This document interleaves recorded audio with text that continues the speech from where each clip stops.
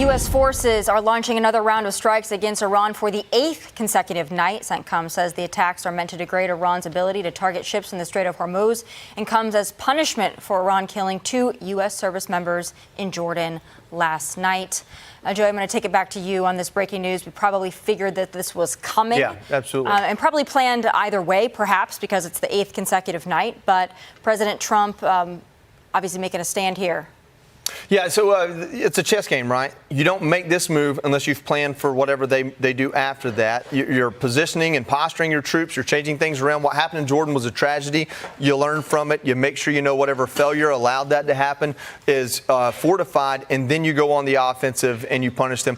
One thing President Trump has always been consistent about is if you slap me, I will punch you. And I think that that's probably the message they're trying to send right now. If they have the target opportunity for a punch, that's the other side of it, is what do they have left that they know they can hit and cause real harm? And that's what we'll sit back and watch, because we don't know that. Yeah, certainly. Lisa, your thoughts on 8th consecutive night of strikes?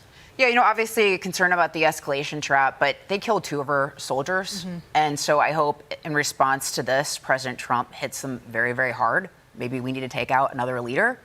You don't kill our American soldiers. Right. And get away with it. Ben, this was perhaps coming anyway, but how do you think the week is going to shape up? I think the president has got FIFA tomorrow.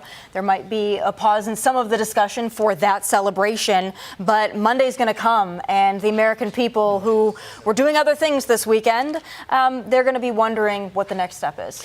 Yeah, and I think it's important for the president to explain to the American people what his intent is and why he intends to do it. We know that this is something, to your point, that was probably already planned. Maybe they escalated it a little bit, just given the context.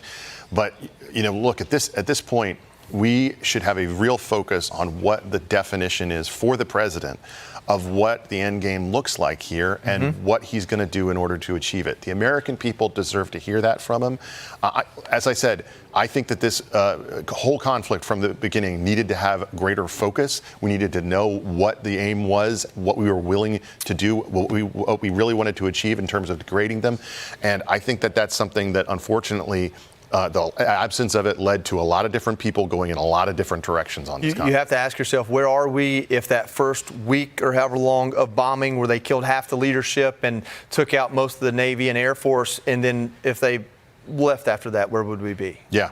You have to ask, would we be in a similar place with less casualties? I don't know. I'm not armchair quarterbacking.